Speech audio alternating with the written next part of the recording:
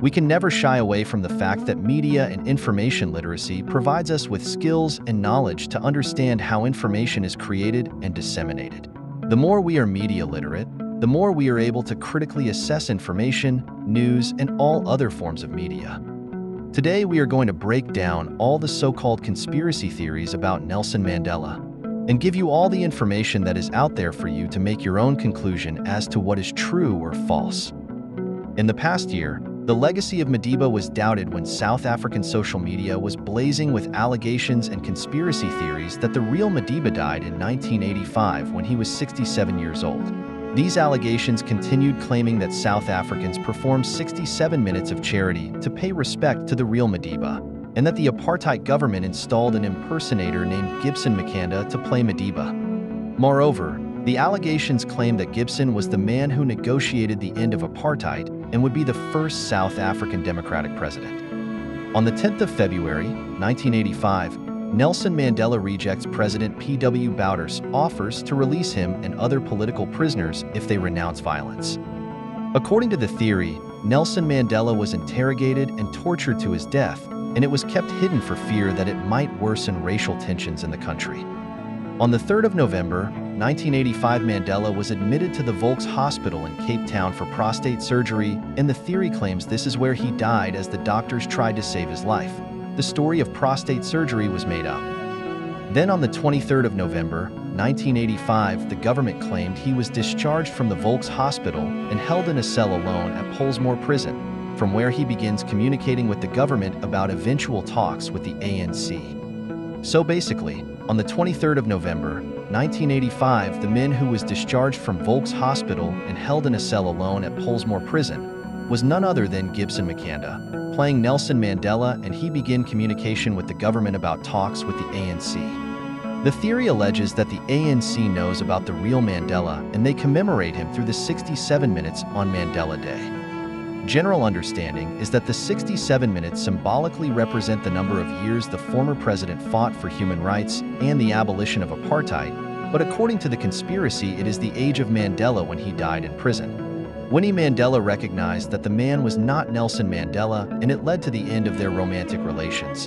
Even though they parted separate ways, Winnie Mandela still kept the surname Mandela to commemorate his husband that died in prison. Moving away from conspiracy theories, let's look at the negotiations between the African National Congress of Nelson Mandela and the National Party. The National Party, NP, was founded in 1914, and it ruled South Africa from 1948 to 1994. Its following included most of the Dutch-descended Afrikaners and many English-speaking whites. The National Party was long dedicated to policies of apartheid and white supremacy, but by the early 1990s it had moved towards sharing power with South Africa's black majority. It took nearly 2 years of talks, almost exclusively between the African National Congress, ANC, and the ruling National Party, NP, to address obstacles preventing multi-party negotiations. Was called the Convention for a Democratic South Africa, CODESA I and CODESA II. On November 13, 1991, Nelson Mandela announced that the first constitutional talks would take place on the 29th and the 30th of November at the World Trade Center in Kempton Park. A steering committee and full-time secretariat prepared for the talks, which were then convened by Chief Justice Michael Corbett, Johan Haynes of the Dutch Reformed Church, and the Reverend Stanley Magoba of the Methodist Church. The first multi-party meeting was named the Convention for a Democratic South Africa, CODESA. The talks were rescheduled to December. By the end of November, 3 working groups were formed by the steering committee to deal with CODESA's declaration of intent, the organization of CODESA, and the process of negotiations. The principle of sufficient consensus as a decision-making mechanism was agreed to.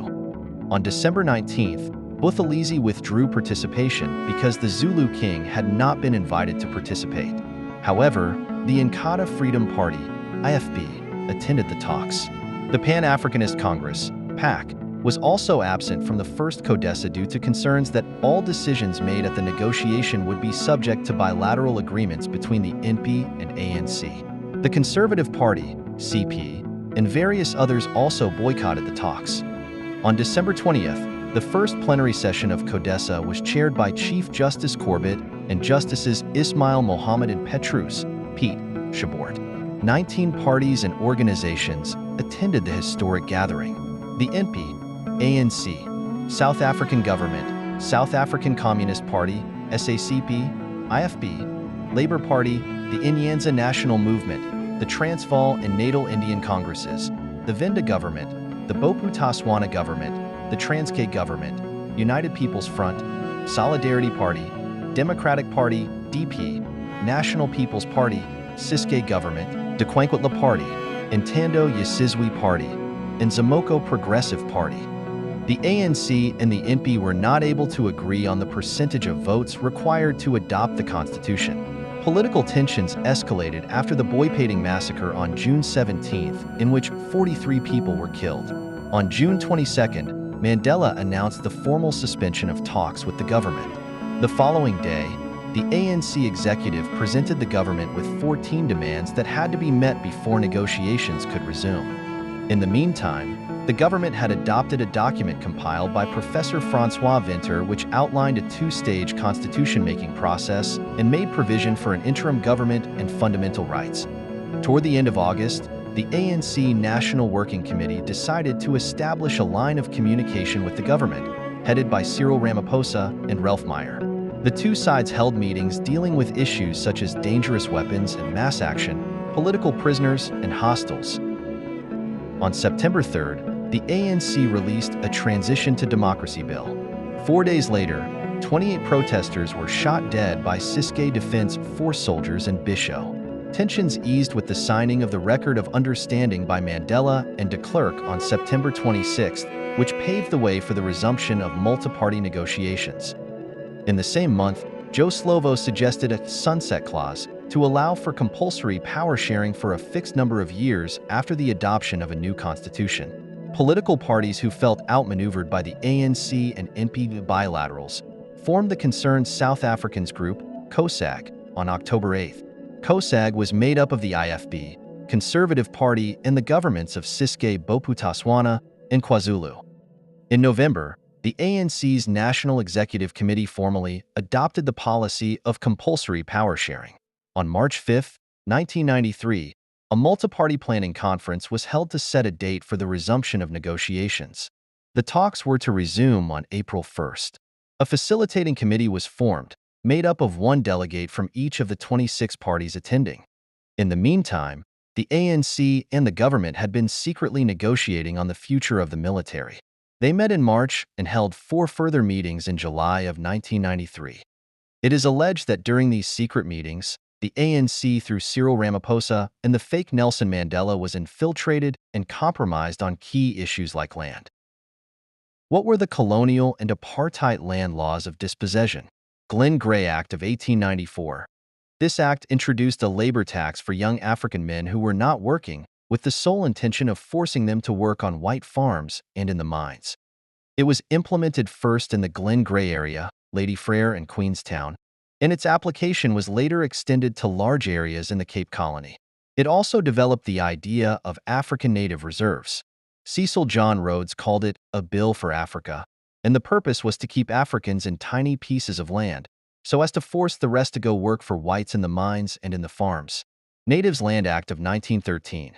This act confined the African majority to only 7% of the land in South Africa, only about 9 million hectares of land. It effectively banned Africans from buying and owning land anywhere other than in their designated reserves, which with time became degraded as a result of overcrowding. It banned squatting, thereby undermining the capacity of the African peasantry to sustain itself. Urban Areas Act of 1923. This forbade the further granting of freehold property rights to Africans on the grounds that they were not permanent urban residents and should only be permitted within municipal areas and so far, and for so long as their presence is demanded by the wants of the white population. Natives Trust and Land Act of 1936. This act was later renamed Bantu Trust and Land Act, or Development Trust and Land Act of 1936. The act added another 6% to the landed in the reserves, leaving about 13% of the land for Africans, although this concession was traded with the voting rights of Africans in the Cape, for instance. This act provided for the establishment of the South African Native Trust. This trust was tasked with acquiring and administering land in the reserves. Group Areas Act of 1950. This prohibited different races from living in the same area. For instance, blacks would be removed from the areas they inhabited, which according to the act were supposed to be exclusive white enclaves.